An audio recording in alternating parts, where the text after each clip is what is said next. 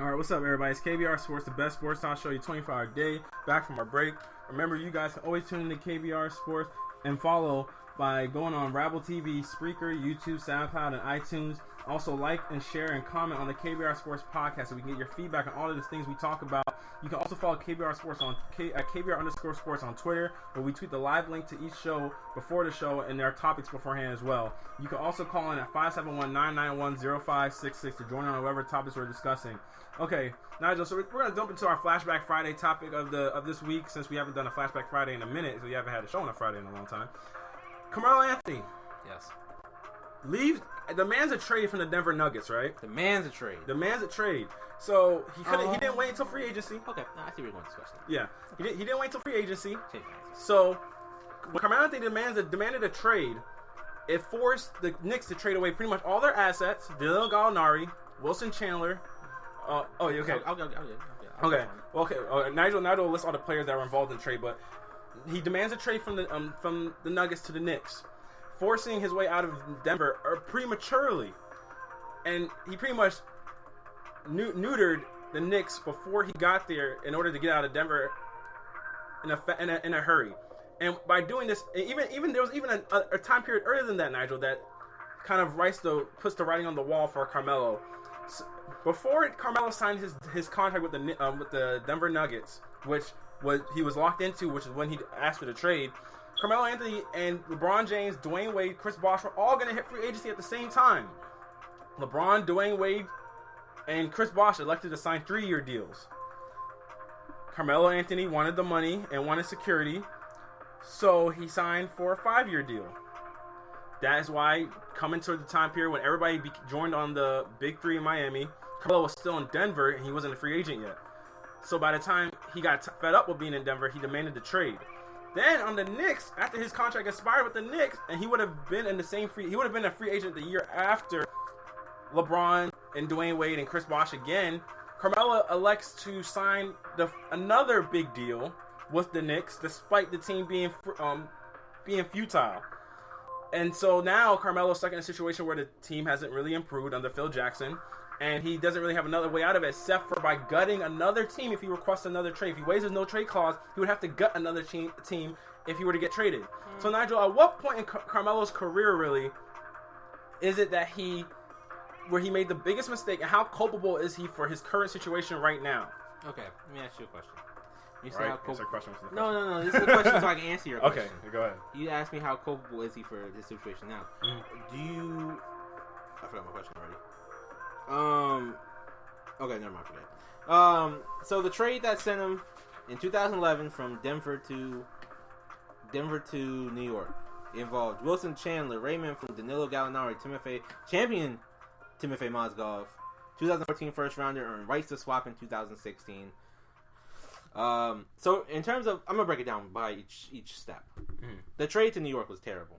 When it happened, I didn't understand why he just didn't wait, because he gutted the team. The team was, and that was when Amari Stoudemire was playing really good. MVP candidate. Amari Stoudemire at that point, even though the team was. You're top 4 in the East. No, they were barely above 500. Amari Stoudemire was there. Yeah, they were barely above 500. Oh, but remember the East was weak. So yeah, they weren't top 4. They were in the playoffs though. I think so.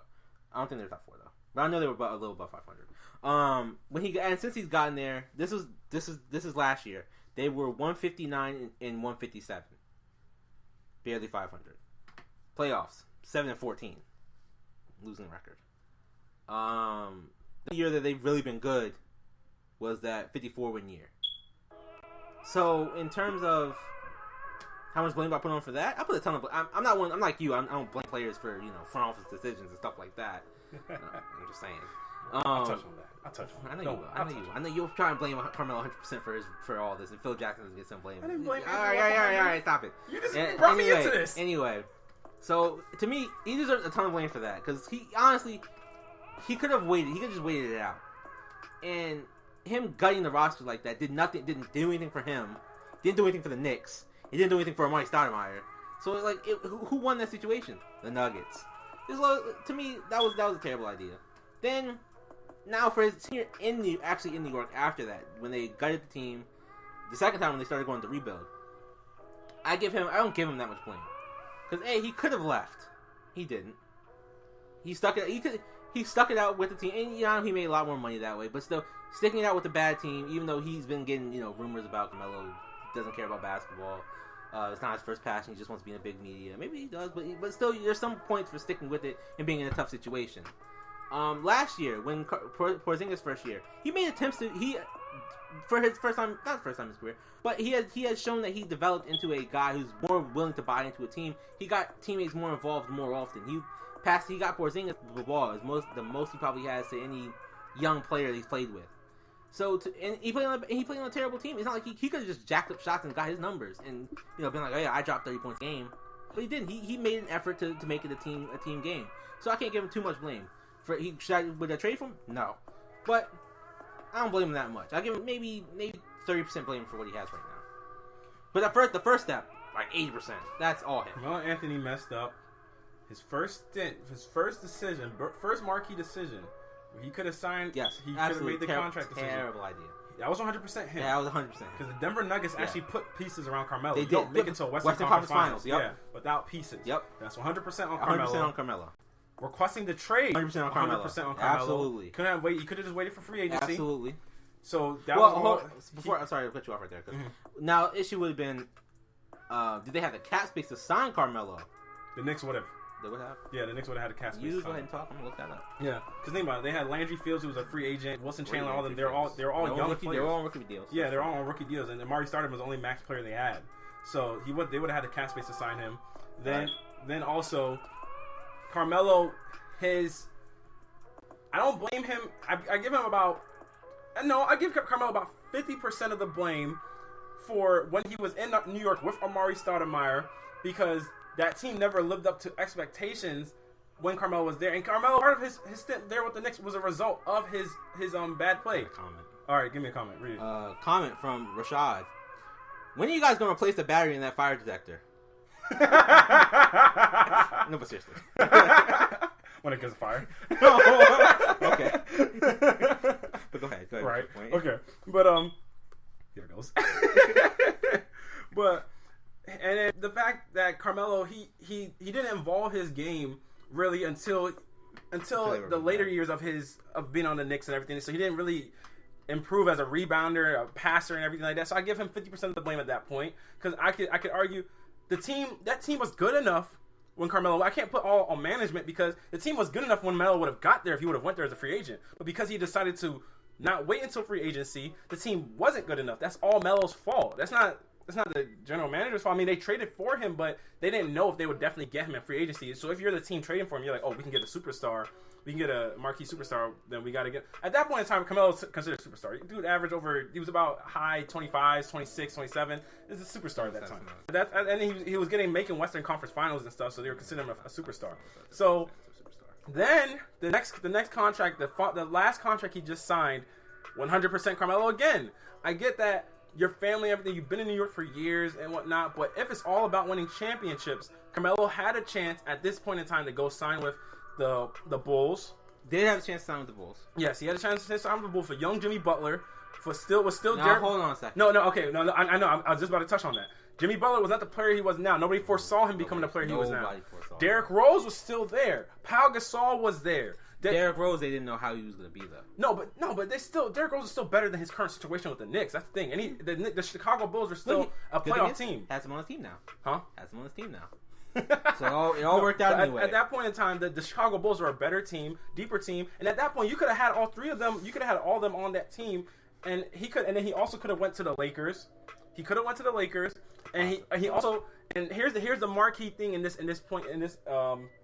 decision. He could have went to the Rockets as well, Nigel. If he would have took less money, he could have went to the Rockets, played with James Harden, Dwight Howard, and then himself, that formed their own victory. The Lakers they weren't really a better option than the Knicks. Really, it was aging Kobe, young players kind of thing. But you had all those options that you decided. And the thing is, he signed for another max 5-year contract. He didn't sign for a 3-year contract, so he would have become a free agent at the same time as Chris Paul. Because if you become a free agent at the same time as Chris Paul, then you guys can make whatever happens. And LeBron's signing 1-year deals anyway. LeBron didn't sign that 3-year extension until last year. He always said he was going to stay in. too. He was going to say, but the thing is, if Melo signs something, he gives himself some flexibility. You never know how you could pay yourselves up, especially when LeBron makes the comment saying, "I want to play with all three of these guys at some point in time." You guys could have worked out something. You could have played with Dwayne Wade in Chicago. Right. You know what I'm saying? I mean, he just isn't. For Melo, it just always seemed like it was a move about the money. So this set of circumstances, granted, I know you brought Phil Jackson in for $12 million to fix everything. I mean, this falls on Melo. I can't really blame anybody else but Melo. He's regressed as a player. The way the Knicks are, the culture don't superstars more in most cases set the tone of the locker room? Yeah. Along with coaches. Well, Melo had a good coach in Mike Woodson. I don't know why they got rid of him because that was when the Knicks were actually at their best. The Knicks were actually making playoffs back then with Mike Woodson. Then the whole thing goes down with Mike D'Antoni and all that stuff. Then you bring in Derek Fisher and all that.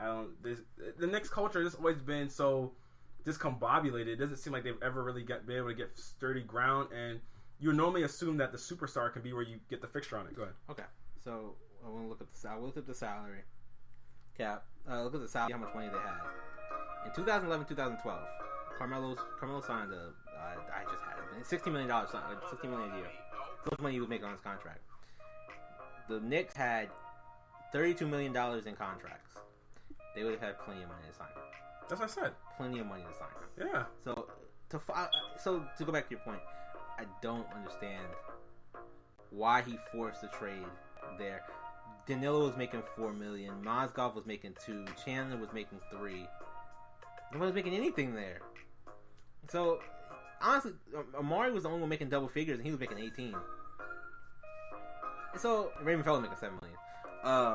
He was good back then, though. He was okay. So I don't understand. Like that was always the biggest question. I never understood why he just didn't wait. It's the same thing with kind of like Dwight.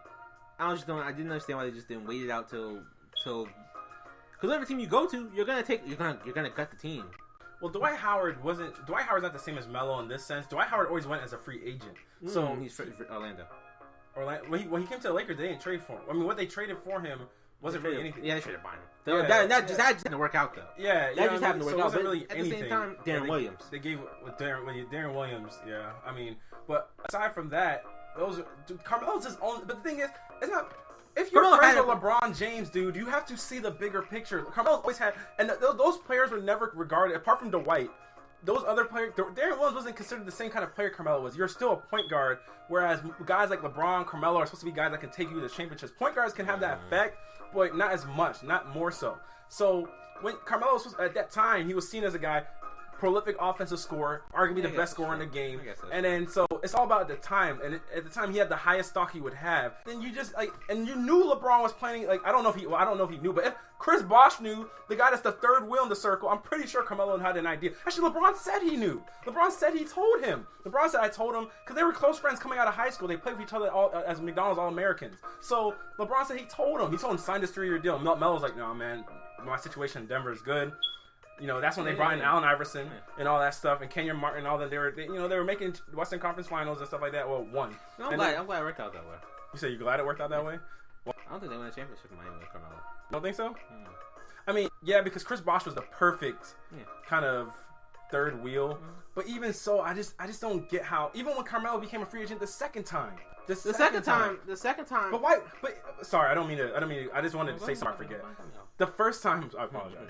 But the first time, why even request a trade? Like this that time. The first time he became a free agent. Why even request a trade from the Nuggets? Team had fallen off at that point. No, but I'm saying wait to the free agency. But yeah, go on. What you gonna say? Now the second time around that he signed the deal, the Houston idea, they didn't have Dwight Howard yet. I want to say. They did. No, they didn't. They signed Dwight Howard that offseason. No, remember remember that money. That money was fresh that they were offering Chris Bosh. Remember that? Chris Bosh Chris Bosh signed with Carmelo became a free agent after them. Chris Bosh signed the deal to remain in Miami for them. Remember, all of them became free agents before Carmelo. Carmelo signed that long-ass contract. They all opted out. That's how Dwayne Wade got shorted. Carmelo had already signed his contract, hadn't he? No, but Carmelo had 1 year left on his deal so Dwight Howard was already there. Yeah. Remember, Dwight came to the Lakers and Oh, I get what you're saying. So the money they had for Chris Bosh, they were going to use for they were going to use for Carmelo. So they had money. Carmelo just didn't go there. It doesn't make he didn't want to lose the extra 20 excess million that he would have. I mean, it's a lot of money, but a ton of money. Dude, you would have guaranteed you would have played at least with all-star talent in Houston. I mean, LeBron's giving it up. Dwayne Wade gave it up. Dwayne Wade gave up the most out of everybody. Dwayne Wade leave. Why did Dwayne Wade leave Miami? He got empty promises though. He got empty promises. That's the thing. He did get empty promises. I'm just saying, that's a lot of money. But then you most of the time can make that money up in endorsements, doing. Let me ask you this: if I had the chance to make $20 million, I make $20 million. Are you gonna say no to that? $20 million is a lot of money put in your face. $20 million. It's easy for us to say no. I take that, no problem. But when you look at a contract in your face and you say, oh, $20 million. But here's the thing. But when you also live in a career full of, oh, you're never good enough. You always chose the money. You always chose this. Yeah, $20 million is a lot. I know. I get it. I'm not saying it's not a lot, but at some point, when are you like? Because obviously Steph Curry took lesser money because of his because of his ankle injury. He took less money, but Steph Curry also could have forced the issue and he could have got his contract renegotiated. Kevin Durant could have, Can't renegotiate like that in the NBA. Yeah, you can. James Harden did it. You resigned. Steph Curry could have done the same thing. Well, I mean, it benefited him to wait for the cap to boom, but Kevin Durant took less money to come back. Kevin Durant could have overseeded the cap in Oklahoma City. Still would have been on the championship team. Took less money to go play for a championship contender. Didn't he make out about the same amount of money? No, he would have had the same circumstances as Melo. Think about it. Kevin Durant could have signed the same long extension as Melo, and then he would have had another $20 million plus another year. So Kevin Durant was literally in the same exact situation as Melo. Granted, he foresaw the cap booming, but Melo was in a situation where he could have opted out like LeBron James did, and saw the cap boom as well. So I mean, Carmelo Anthony, the dude. It's like it's one of those careers that you're just like. I mean, I can't really blame it on everybody else. It's just like at some point you gotta hold the guy accountable. Like Chris Paul is a different story. Yeah, I know. Chris Paul is a different story because Chris Paul had a big three, and the Clippers have been a top 4 team in the West every single year. Carmelo hasn't made the playoffs since 2012. They were in Miami Heat. Top 4 team. They weren't though. They weren't even a top 14. They just barely made it. They were 7th seed. That's terrible. It's terrible. You say terrible. I mean terrible. I say garbage. But okay. It's not good. So yeah, I completely agree. I mean, a lot of it's on Carmelo. You said a lot of it's on Carmelo. Like I said, you gotta look in the mirror at some point. You do. And now, I wanted to say was the Bulls. I completely understand him not going there. He would have won a championship there. You don't think so? No, absolutely not. I mean, you can't. I mean, see, Darryl was being hurt. He was already hurt. Not the 2011, he couldn't sign there. Mm-hmm. They were already with the cap. They signed Boozer already. Yeah. But the second time when he signed, before he signed his max deal with New York, the speculation was Chicago. It came down to Chicago or New York. If you had to give me that choice, I would take New York. Just because of the extra money. That team was not going to win a championship. You were still banking on Derrick Rose being healthy, which he never got healthy, so that was right. And honestly, just that team never just made back to that level. But the thing is, he never even knew if Derrick Rose was going to be healthy because Derrick Rose came back and showed flashes. That's the thing. He came back and showed flashes because he always was hurt. He never got to stay on the court. That's my point. But was it better? That's one of those situations that Melo's reputation plagues him for his whole career. You always took the money. I would take the money in that situation. But he could have went to Houston too. I just said just Chicago. I understand. Okay, but Chicago's the better situation than New York. And Chicago's just it's not as big a market as New York, but that's still a market. It's still a big market. Still a market. Yeah, every market. I mean, Chicago's still a big market, though. It's a big market. Michael Jordan. It's just not New York. It's not New York, but obviously in New York, you're still not winning in New York. You're literally bottom of the Eastern Conference. If you're still losing, well, actually, 2 spots out because the Eastern Conference sucks. Go on, sorry. If you're still losing, I take the $20. I take the $20 million to wipe my tears with at least, than to go to Chicago and still be losing anyway. And my point to Derrick Rose, you didn't know he's gonna be healthy.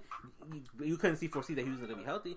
But I mean, people had written off Derrick Rose at that point anyway. But that team was still better, even if you're gonna handicap Derrick Rose. But at the same time, if you're saying you're gonna take $20 million to still lose, that might as well go ahead and lose anyway.